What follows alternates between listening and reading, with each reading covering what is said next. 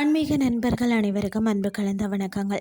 இன்றைக்கு நாங்கள் ஆன்மீகம் சம்பந்தமான பதிவில் புல் தின்ற நந்தியின் அதிசயம் மறைந்திருக்கும் கொக்கட்டிச்சோலை ரகசியத்தை பற்றி பார்க்கலாமா வாங்க.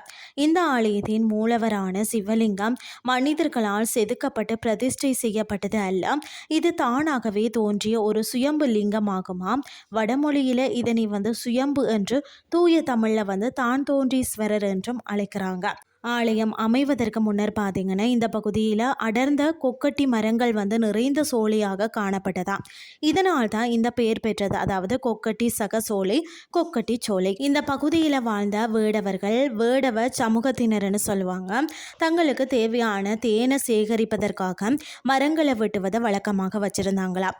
ஒரு முறை அங்கிருந்த ஒரு பெரிய கொக்கட்டி மரத்தின் வேர் பகுதியை அவர்கள் கோடாரியால் வெட்டிய போதுதான் ஆச்சரியப்படக்கூடிய வகை பார்த்தீங்கன்னா அந்த இடத்துல இருந்து இரத்தம் கசிந்ததாக கூறப்படுகிறது. பயந்து போன வேடர்கள் பார்த்தீங்கன்னா அந்த இடத்தை மேலும் தூய்மைப்படுத்திய போதுதான் அங்கே ஒரு சிவலிங்கம் தானாகவே தோன்றியிருப்பதை கண்டனராம். அதிர்ச்சியும் பக்தியும் அடைந்த அவர்கள் பார்த்தீங்கன்னா அந்த லிங்கத்தை வழிபட தொடங்கினராம்.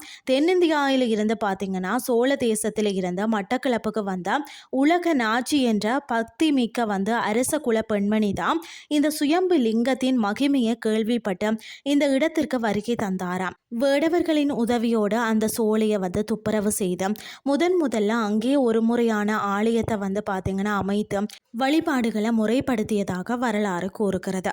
இந்த ஆலயத்தின் வரலாற்றில் மிக முக்கியமாக இன்றும் பேசப்படும் ஒரு வரலாற்று அற்புதம் போர்த்துகேயர் ஆட்சி காலத்தில் அதாவது 16 அல்லது 17ஆம் நூற்றாண்டில் நடைபெற்றதாம். ஆலயங்களை அழித்து வந்த அந்த போர்த்துகேய படையினர் தான் கொக்குட்டிச்சோலை ஆலயத்தையும் அழிக்க முற்பட்டனராம். அங்கிருந்த நந்தி சிலையை பார்த்து இது உண்மையான மாடு என்றால் புல் தின்னுமா என்றும் எள்ளி நகை ஆடி அதன் முன்னால் பார்த்தீங்கன்னா கற்பொருட்களை, அதாவது உலர்ந்த வைக்கோலை வச்சாங்களாம். அப்போது அனைவரையும் வியப்பில் ஆழ்த்தும் வண்ணம் அந்த கல் நந்தி பார்த்தீங்கன்னா அந்த சிலை உயிர் பெற்று அங்கிருந்த அந்த கற்பூர்களை தின்றதாக வரலாற்று ஏடுகள் கூறுகிறதா.